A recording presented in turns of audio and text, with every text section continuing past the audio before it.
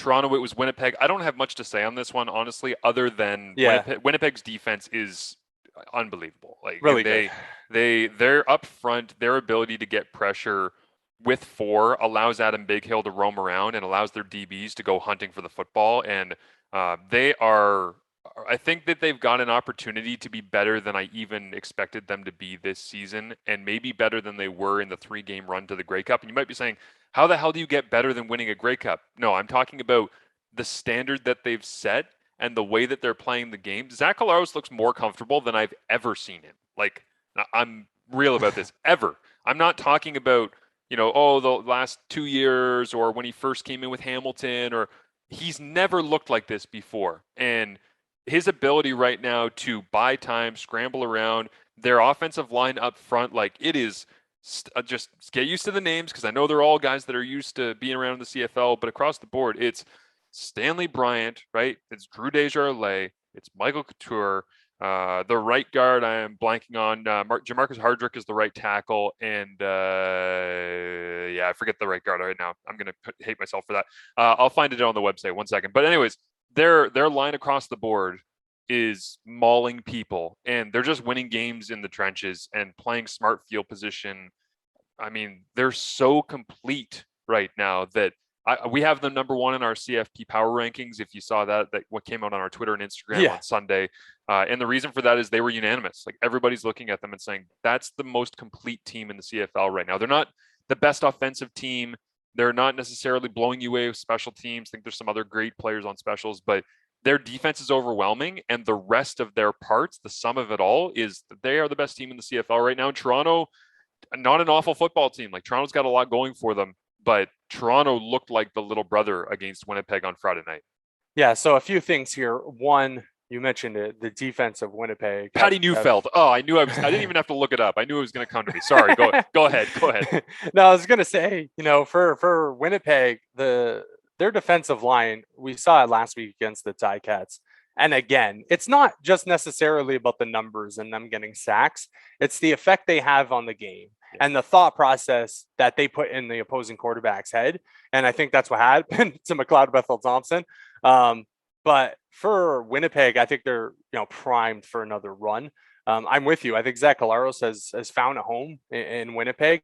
Maybe he's not putting up the production that he put up in Hamilton, but he doesn't need to. No. He just needs to play like Zach Collaros plays, and at times make enough plays to win games. And Zach can do that. And he can do that maybe better than anybody in this league. If he has to make 3 or 4 great plays a game that's going to win you the contest, he's going to do that. Yep.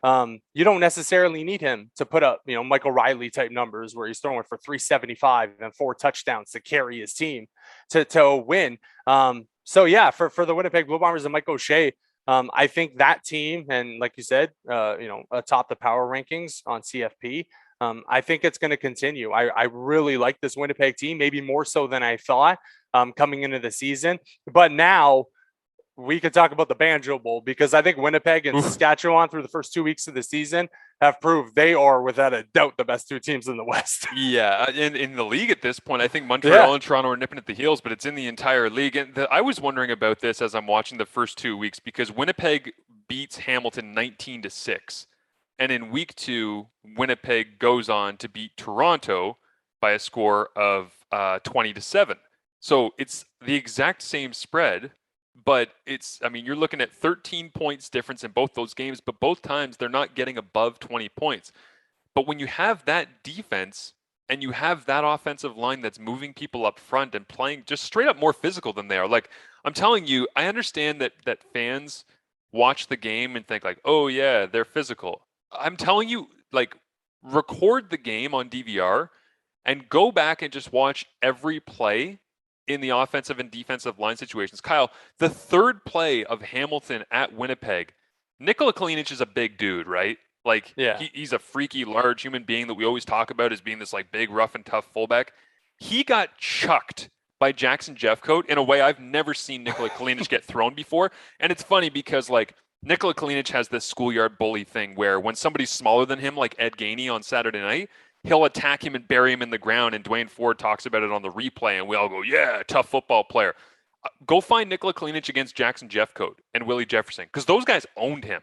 Like the whole night, they chucked him around. So you're taking your most physical player and you're having him thrown around by an entire team of more physical players. That's what Winnipeg is. Like, people need to realize that's why they're winning games. And it makes me wonder if they ever need to score more than 20 points to win a football game.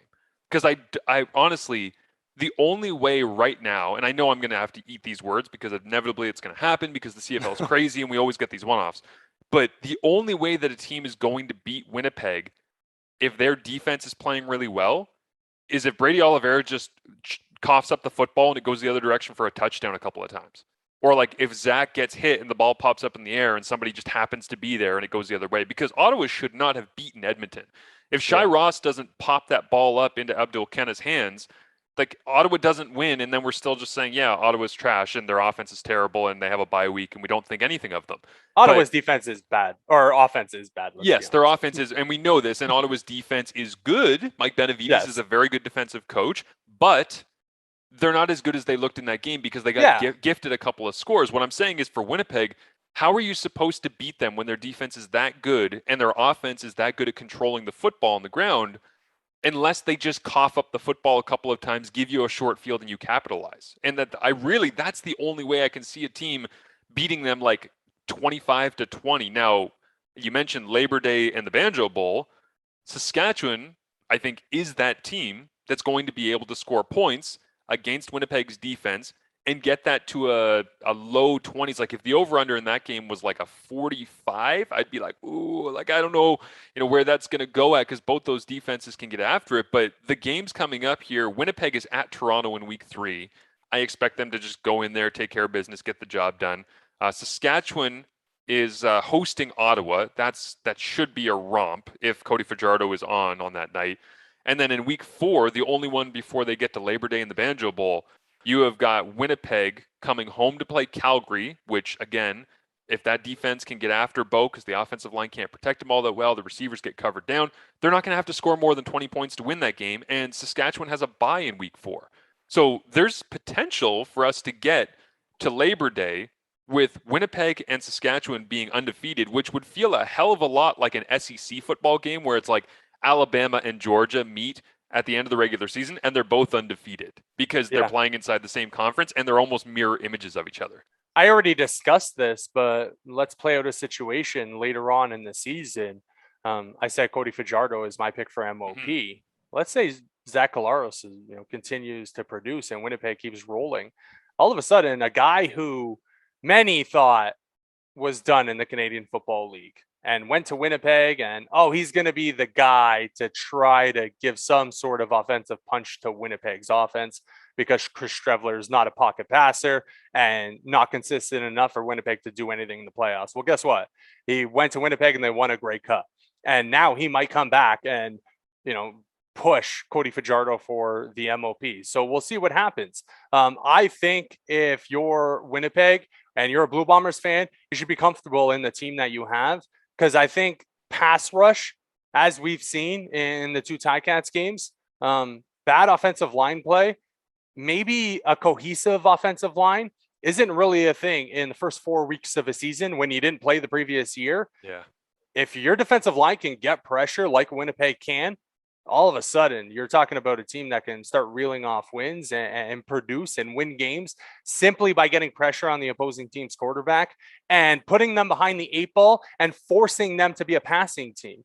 I believe John White in this game had over 100 yards rushing for the Toronto Argonauts, but for Toronto, it was their offense could not find any sort of consistency.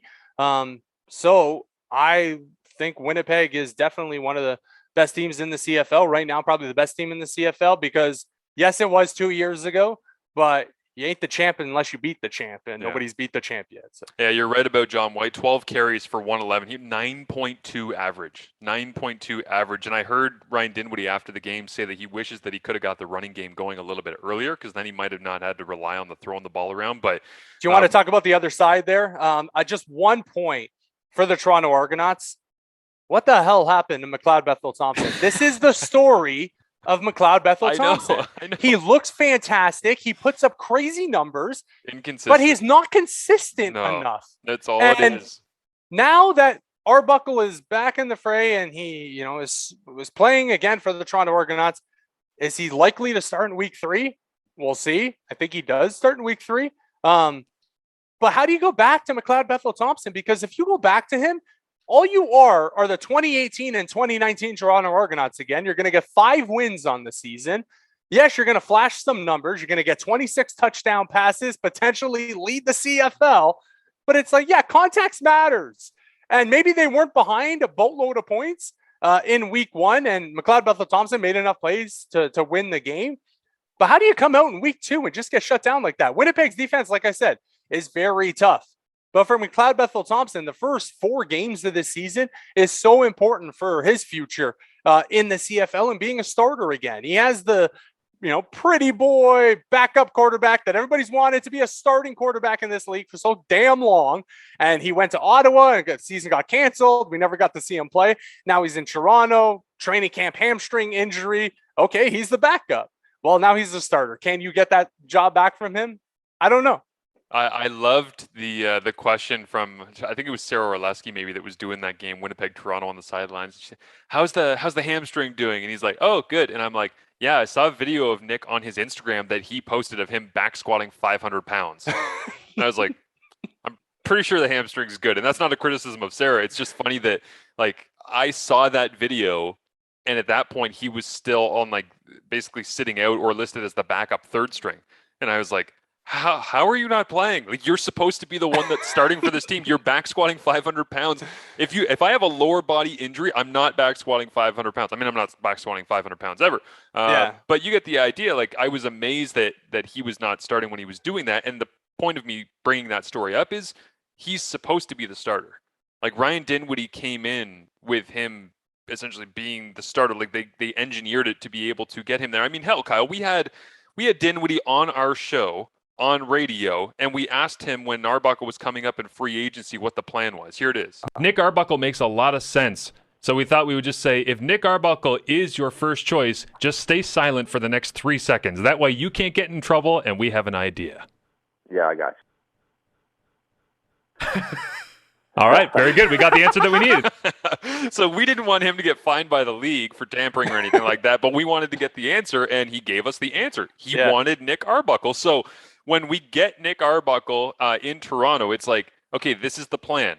Now let's go. And then, like you say, he gets dinged, and McLeod Bethel Thompson comes in and looks good.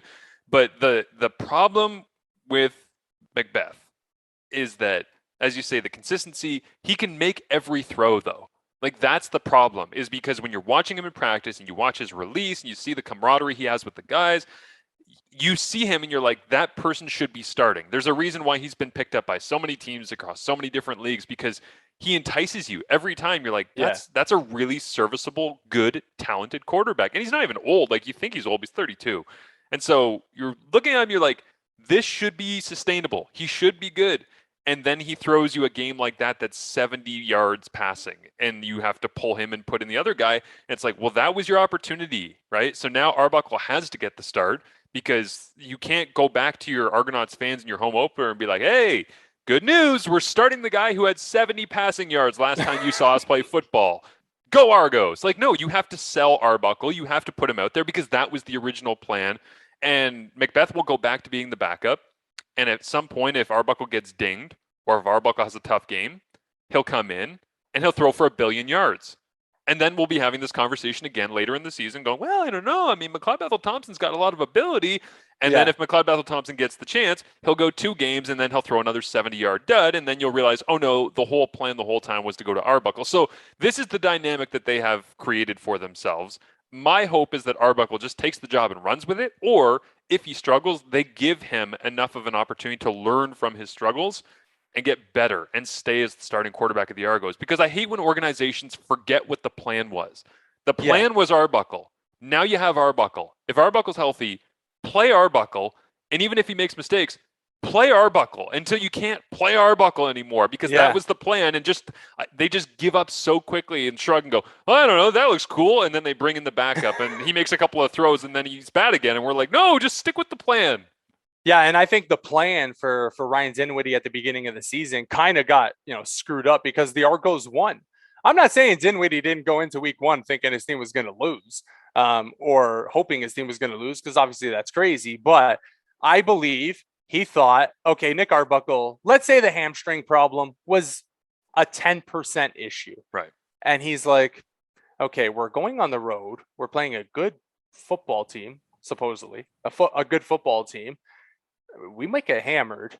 Let's just stick the guy that nobody has any faith in, but he can kind of throw the football, and he has a flash game every 5 games. So let's put him out there and see what happens. And we'll go with Arbuckle in week 2 if McLeod Bethel Thompson fails in week 1. Well, McLeod Bethel Thompson goes out and Argos shock the world and win week 1. Well, now you can't go and start Nick Arbuckle. The dude just won you a game that you weren't supposed to win. So now Arbuckle's in after McLeod Bethel Thompson, fails in week 2. And I'm with you. I think it should be him from here on out, unless he has a Bo Levi Mitchell type game where he throws 4 interceptions, which let's say probably won't happen. But yeah, I'm with you. I think the Argos had a chance to, follow up with another good performance. I had the Argos plus the points. I think it was 6.5 in Winnipeg, just because I like the way the Argos looked week 1 on both sides of the ball. It didn't come fruition in week 2, but we'll see what the Argos are with Nick Arbuckle. He wasn't fantastic when he came in. He was 10 of 19 with an interception. But Nick Arbuckle, this is your job now. So if McLeod Bethel Thompson is playing football again at some point this season because you're struggling, then the Argos have a lot of explaining to do. And are you back to square one? I don't know.